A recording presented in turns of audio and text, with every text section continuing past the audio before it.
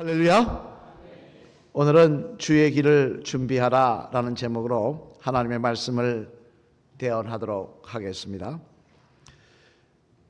요즘은 중국에서 나오는 유명한 음악인이 많이 있습니다만 과거 중공 일대 그때는 공산주의 치하에서 지금도 마찬가지입니다만 공산 똑같은 공산당입니다만 어쨌든 그때는 음악인들이 많이 나오지 않았습니다. 그럼에도 불구하고 그 당시 유명한 세계적인 피아니스트가 중공에서 나온 적이 있었는데 그 사람의 이름은 류치궁이라는 피아니스트였습니다. 그런데 이 사람에게는 재미난 참 놀라운 일이 있었는데 그건 뭐냐면 문화혁명이라는 모택동해안 문화혁명 때문에 자그마치 감옥에 7년 동안 갇혀 있었다는 것입니다. 여러분 감옥에서 피아노를 치게 해줬을까요? 그런 게 어디 있겠습니까? 그죠? 노동시키고 피아노를 일절 못 쳤습니다. 7년 동안. 따라서 누가 봐도 7년 동안 피아노를 못 쳤으니 이제 이 사람의 실력이 다 끝나지 않았을까 생각하는 그런 사람이었는데요. 그런데 그는 감옥에서 7년 동안 있다가 석방되자마자 얼마 지나지 않아 이 연주회를 가졌는데요. 놀라운 사실은 감금되기 전보다 더 실력이 출중하게 나아졌다는 것이었습니다. 사람들이 놀랍니다. 어떻게 7년 동안 피아노를 치지 않았는데 어떻게 이렇게 연주하는 것도 놀라운데 과거보다 더 실력이 좋아졌느냐? 그 비결이 뭐냐? 물어봤더니 이 류치궁이 이런 대답을 했다고 합니다. 나는 매일 7년 동안 매일매일 피아노를 쳤습니다. 어떻게 쳤느냐? 마음속으로 악보를 연상하며 외웠던 악보를 연상하며 바닥에다가 이 감옥 바닥을 피아노로 생각하고 쳤다는 거예요. 끊임없이 매일매일 그렇게 연습을 했다는 거예요. 그래서 지금 이렇게 칠 수 있습니다. 이렇게 이야기를 하더라는 겁니다. 그러니까 7년 동안 그냥 감옥에 갇혀 있는 것이 아니라 끊임없이 자기가 외웠던 악보를 생각하며 바닥을 피아노 삼아 연습을 하였기에 준비를 하였기에 그는 석방되고 나서도 그런 훌륭한 연주자가 될 수 있었다라는 이야기입니다만 이처럼 무슨 일이든지 결과가 좋으려면 미리 준비하는 자세가 반드시 필요한 것이 사실입니다만 오늘 본문 말씀에도 보면 이런 준비에 대해서 말씀하는 것을 볼 수가 있는데 오늘 본문 4절 말씀 앞을 보면서 우리 한번 같이 읽어보실까요? 4절 말씀 시작. 선지자 이사야의 책에 쓴 바 광야에서 외치는 자의 소리가 있어 이르되 너희는 주의 길을 준비하라 그가 오실 길을 곧게 하라. 아멘. 무슨 말씀입니까? 이사야가 쓴 말을 지금 요한 선지자가 세례 요한이 이야기를 하고 있는데 뭐라고 이야기하고 있느냐? 너희는 예수님 오실 길을 미리 준비하라 라고 말씀하고 있더라는 거예요. 즉 준비되지 않은 자는 아무리 하나님을 믿는다고 이야기할지라도 예수님의 탄생의 기쁨을 함께 누릴 수가 없다는 것입니다. 아무리 교회를 나오고 앉아 있어도 준비되지 않은 자는 예수님의 탄생의 기쁨을 정말 내 마음속에 누릴 수가 없다는 것입니다. 사실 2000년 전에도 마찬가지입니다. 예수님이 이 땅에 오실 때 유다 땅에는 많은 사람들이 살고 있었지만 그들이 다 성탄의 기쁨을 누린 것은 아니었습니다. 당장 여러분 잘 아시는 바리새인들, 그들은 하나님을 바로 믿는다고 하나님을 잘 믿겠다고 모인 사람들이 바리새인들이었습니다. 그런데 이들은 어떻게 했습니까? 예수님의 탄생을 기뻐하기보다는 예수님의 탄생을 오히려 배척하고 더 박해하다가 결국 예수님께 무슨 이야기를 듣습니까? 독사의 자식들아 라는 이야기까지 듣고 있더라는 거예요. 따라서 준비된 자만이 예수님의 탄생의 기쁨을 맛볼 수가 있는 것입니다만 그러면 여러분 어떻게 하여야 우리가 준비된 자로 예수님의 탄생의 기쁨을 누릴 수가 있는 것일까요? 바라기로는 이 말씀을 통하여 다가올 성탄을 준비하시는 그 성탄의 기쁨을 준비하시고 그 기쁨이 저와 여러분의 마음속에 감격으로 다가오시는 귀한 자리가 되시기를 주님의 이름으로 간절히 축원을 드립니다.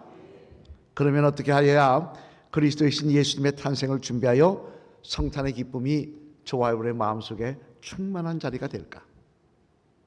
그 내용을 살펴보면요, 먼저 첫째, 앞을 보시며 같이 읽어보시겠습니다. 시작. 어느 사회인가 우리 속에 들어와 있는 타성에 젖은 모습을 갈아엎어야 한다는 것입니다. 뭐라고요? 어느 사회인가 우리 속에 들어와 있는 타성에 젖은 모습을 갈아엎어야만 성탄의 기쁨을 누릴 수가 있다는 거예요. 오늘 본문 5절 말씀 앞을 보시며 한번 같이 읽어보시겠습니다. 시작. 모든 골짜기가 메어지고 모든 산과 작은 산이 낮아지고 굽은 것이 곱아지고 험한 길이 평탄하여질 것이요. 아멘. 주님의 성탄을 준비하며 뭐라고 이야기하느냐? 모든 골짜기가 메어지고 모든 산과 작은 산이 낮아지고 이런 일이 일어나야 된다라는 말씀인데요. 그럼 이 말은 무슨 이야기입니까? 골짜기를 메우고 산을 깎아서 평탄화 작업을 해야 된다는 이야기입니까? 예수님께서 이 땅에 오셔서 사역할 때 왔다 갔다 하기 좋게 땅을 평탄하게 해야 된다는 이야기입니까? 그건 아닙니다. 이건 무슨 이야기냐? 바로 마치 오래된 골짜기와 높은 산과 같은 우리 속에 이미 들어와서 굳어져 버린 타성들, 익숙해져 버린 이 타성들을 갈아엎어버리는 모습이 우리에게 있어야 한다는 것입니다. 여러분, 미국의 자동차 업계의 빅 3사를 잘 아실 것입니다만 뭡니까? GM이 있고요, 포드가 있고요, 크라이슬러가 있습니다. 이 세 개의 업체가 있습니다. 캐딜락 같은 것은 포드의 우리 상이 자기들이 고급 차를 만든다고 같은 포드에서 나온 차입니다. 어쨌든 GM, 포드, 크라이슬러가 있는데요. 이들은 한때 전 세계 자동차 업계에서 선두주자였고 자동차 업계를 좌지우지할 정도의 대단한 기업들이었습니다. 그런데 지금은 어떻습니까? 한국 자동차하고 일본 자동차에 밀려가지고 수입 자동차에 대한 관세를 올리지 않으면 유지가 되기 어려운 상황이 처해졌습니다. 그리고 심지어 한때는 파산을 하느니 마느니 해가지고 미국의 구제 금융을 받기까지 하였다는 것입니다. 그러면 우리가 자동차 하면 GM, 포드, 크라이슬러를 이야기하는데 이 기업들이 왜 그렇게 되느냐? 기술이 없어서 그러냐? 그건 아니더라는 거예요. 당장 여러분, 포드, GM 같은 경우는 어떤지 아십니까? 1995년에 전 세계에서 맨 처음 전기 자동차를 발명한 게 이 GM이었습니다. 그런데 그런 회사들이 왜 이렇게 됐느냐? 그 이유는 하나입니다. 타성에 젖은 어리석은 모습 때문이었어요. 일본이나 한국 자동차 회사가 소형차나 고연비 차량을 만들어낼 때 그들은 뭐 했느냐?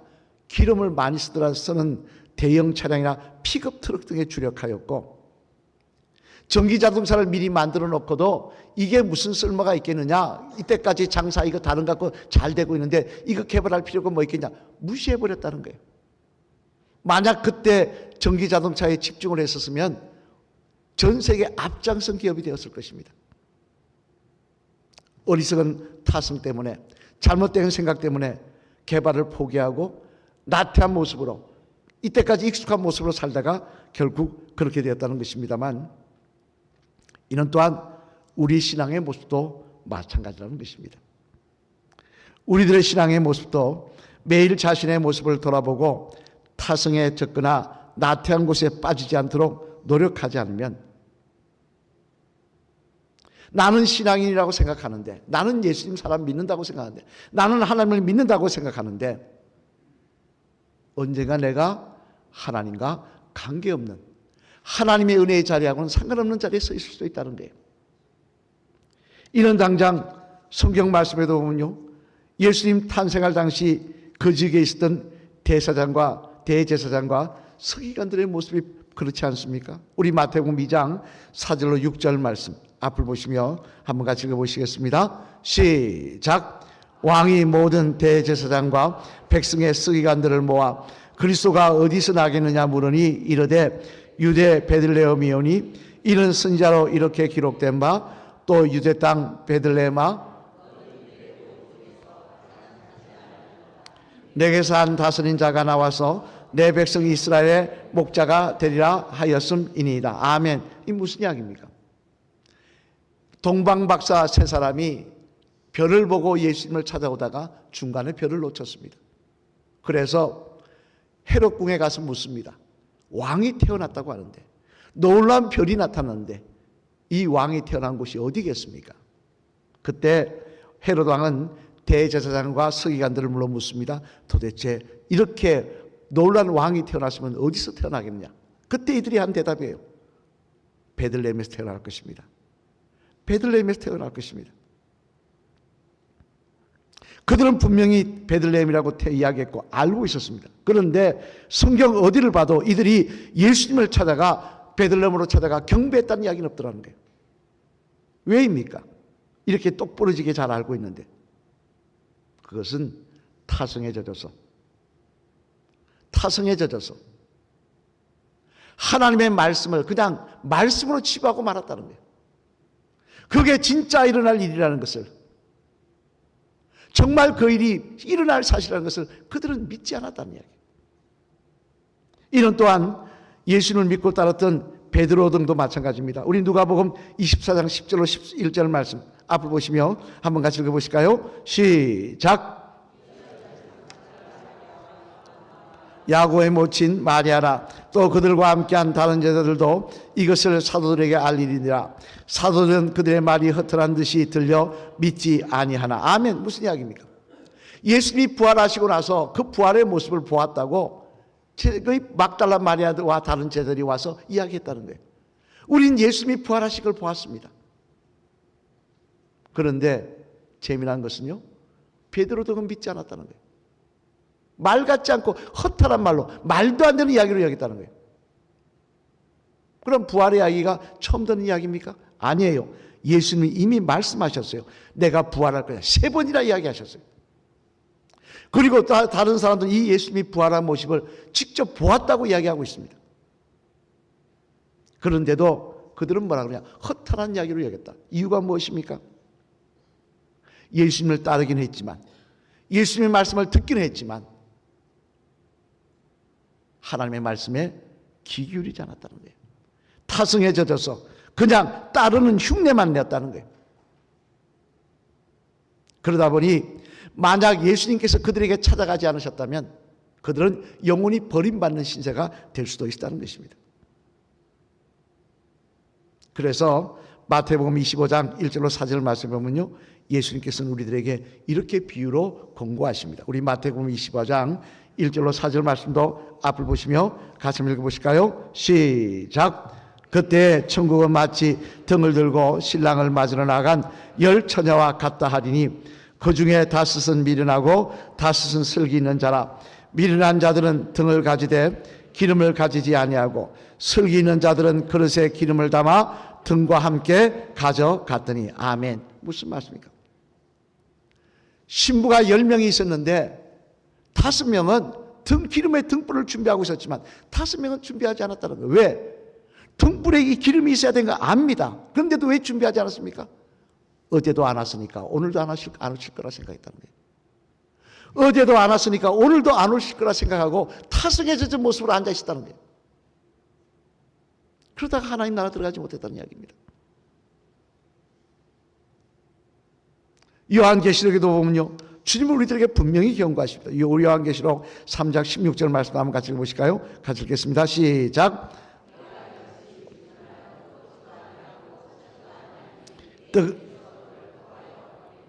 아멘.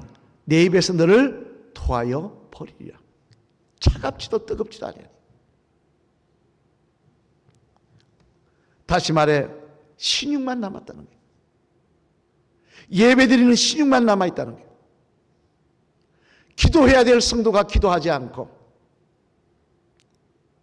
다른 생에 관심이 다른 일에 더 바쁘고 예배드리면서 생각은 딴 데가 있고 타성에 젖어서 오래 믿다 보니 예배생활 신앙생활 익숙합니다. 근데 그것이 마치 믿음인지 착각합니다. 그리고는 이렇게 있다 보니까 결국 토하여 버림을 당할 것이라고 말씀하고 있는 것입니다. 여러분, 신앙이 사라지는 것은요, 마귀가 우리 마음에 있는 믿음을 다 가져가서 뭐 갑자기 내 믿음이 싹 사라져서 그게 아닙니다. 타성에 젖으면요, 어느 사이인가 내 마음의 믿음이 하나 둘 사라지기 시작합니다. 익숙합니다. 알기는 잘 압니다. 근데 그 믿음이, 말씀이 내 속에 역사하지 않더라는 거예요. 그 믿음이 내 속에 힘으로, 능력으로 다가오지 않더라는 거예요. 왜? 이미 타성에 젖어버렸으니까. 어느 사이인가 핑계대는 믿음, 어느 사이인가 타성에 젖어버린 믿음, 내 속에 들어와 굳어져 버린 그런 것들이 있다고 한다면 우리가 다시 한번 갈아엎고 뜨겁게 주님을 사모하는 모습으로 주님 앞에 나아갈 때 성탄은 우리에게 다시 한번 감격으로 다가오는 역사가 있게 될 줄로 믿습니다. 바라기는 여러분 속에 굳어버린 타성들, 나태함이라는 타성들 갈아엎으시는, 말씀이 그냥 내 속에 익숙함으로 다가오는 그 모습들 갈아엎으시는 저와 여러분 되시기를 주님의 이름으로 간절히 축원을 드립니다. 둘째로는 또 하나 어떻게 준비하라고 말씀하고 있느냐, 우리 앞으로 보시면 같이 읽어보실까요? 시작. 어느 사이인가 우리 속에 들어온 잘못된 관심을 갈아엎어야 한다는 것입니다. 뭐라고요? 잘못된 관심을 갈아엎어야 된다는 거예요.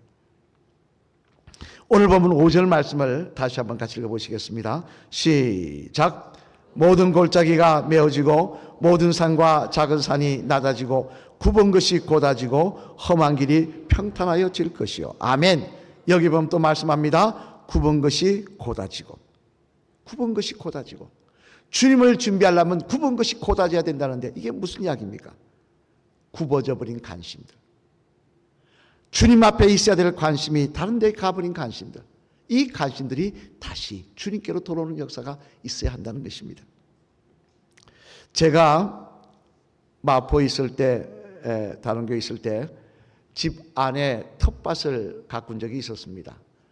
뭐 몇 평 되지 않는 텃밭인데요, 상추도 심고 뭐 여러 가지도 심고 뭐 케일도 좋다 해서 심어보고 했는데, 뭐 사실 제가 가꾼 건 아니고 장모님이 오셔서 이렇게 좀 돌보시고 했는데 저는 따먹기만 했습니다만, 그때 느낀 게 있었습니다. 그게 뭐냐니까, 자라는 상추나 다른 건 잘 안 자라고요, 자라지 말라는 잡초는 잘 자란다는 거예요. 참 희한하게도 이 먹어야 될 이 식물들은 가꾼다고 신경을 쓰고 뭐 이렇게 뭐 진딧물도 없애주고 해야 되는데, 잡초는 신경도 안 써도 잘 자랍니다. 얼마나 잘 자라는지. 제가 그 모습을 보면서 그런 생각을 했습니다. 참 자라야 될 건 안 자라고 자라야 되지 말아야 될 것은 잘 자라는구나. 이 우리 생각도 우리 관심도 그렇지 않겠는가. 정작 주님 사랑하는 마음은 자라야 되는데 그건 안 자라더라는 거예요. 정말 주님 사랑하는 마음은 자라야 되는데, 시간이 지날수록 자라야 되는데 그건 안 자라더라는 거예요. 대신에 뭐가 자랍니까? 세상 사랑하는 마음은 자라더라는 거예요. 그래서 언젠가는 다 놓고 가야 될 이 세상인데 이거 없어서, 이거 남들보다 못 가져서 억울해합니다. 남은 저만큼 가졌는데 나는 왜 이렇게 못 가졌지? 인생 헛산 것처럼 착각합니다. 이게 전부인 것처럼 내 관심이 다 그게 있어요. 근데 여러분, 우리가 분명히 알아야 될 건, 주님 뭐라 그러십니까? 두 주인을 섬길 수 없다 그랬어요. 관심이 엉뚱한 데 있으면요, 절대 주님께 우리에게서 눈을 돌릴 수가 없다는 거예요. 관심이 세상의 욕심에 있다면, 물질에 있다면, 그것이 내 인생에 가장 중요한 것이 되어 있으면 우린 주님을 온전히 섬길 수 없다는 거예요. 이는 당장 예수님의 제자 중에 한 사람이었던 가룟 유다가 그렇지 않습니까? 우리 마태복음 27장 5절 말씀, 가룟 유다의 마지막을 기록하고 있는데요, 우리 한번 같이 읽어보실까요? 같이 읽겠습니다. 시작. 유다가 은을 성소에 던져놓고 물러가서 스스로 목매어 죽은지라. 아멘. 12제자 중에 한 사람입니다. 그 12제자 중에 한 사람인 유다가 그 마지막에 어떻게 죽었다고요? 순교한 것도 아닙니다. 늙어 죽은 것도 아니에요. 자살했다는 거예요. 어떻게 예수님의 12제자 중에 한 사람이 스스로 목매어 자살하고 인생을 마무리하고 있는 겁니까? 이유가 무엇입니까? 지금 예수님은 십자가를 지시고 이제 영생의 부활의 주로 서려고 하는 그 시간에 왜 이렇게 끝나고 있는 것입니까? 그 이유는 하나입니다. 가룟 유다의 관심이요, 하나님의 나라에 없었어요. 그의 관심은 세상 권력에 있었어요. 세상 부귀영화에 있었어요. 예수님을 통해서 세상 부귀영화를 누리려고 했지만 그게 뜻대로 되지 않자 예수님 팔아버리고 후회하다가 목맥고 죽어버렸던 것입니다. 이처럼 아무리 성도고 12제자라고 하더라도요, 우리의 관심이 주님께 있지 아니하면, 우리의 관심이 주님께 있지 아니하면 성탄은 우리하고도 상관이 없는 것이 될 수 있습니다. 주님은 마태복음 11장 7절로 8절 말씀했어요. 제자들에게 이렇게 분명히 말씀합니다. 우리 마태복음 11장 7절로 8절 말씀 앞을 보시며 한번 같이 읽어보실까요? 시작. 그들이 떠나매 예수께서 무리에게 요한에 대하여 말씀하시되 너희가 무엇을 보려고 광야에 나갔더냐? 바람에 흔들리는 갈대냐? 그러면 너희가 무엇을 보려고 나갔더냐? 부드러운 옷 입은 사람이냐? 부드러운 옷 입은 사람들은 왕궁에 있느니라. 아멘. 무슨 말씀입니까? 관심을 바로 하라는 거예요.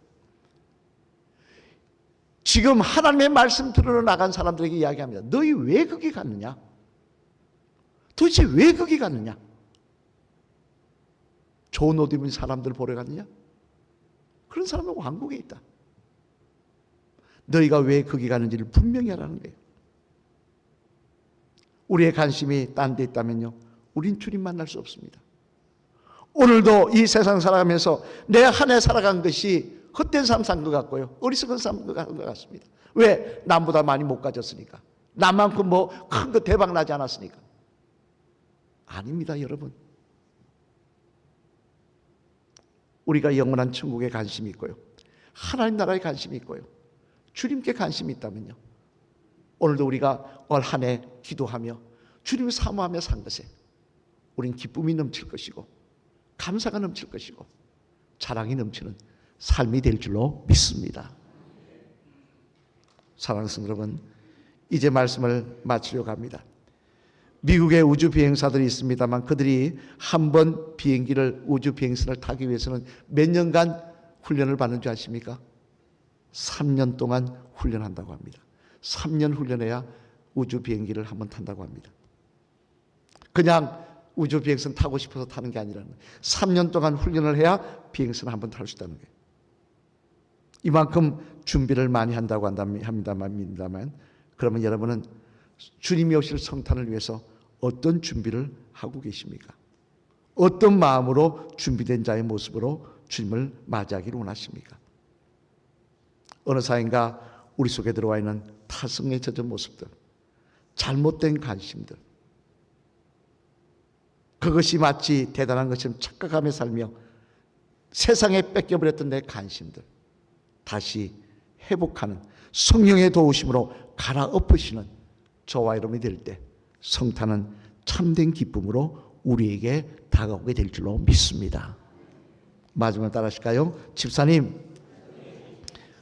어느 사회인가 집사님 속에 들어온 잘못된 타성과 관심들을 갈아엎으시길 바랍니다.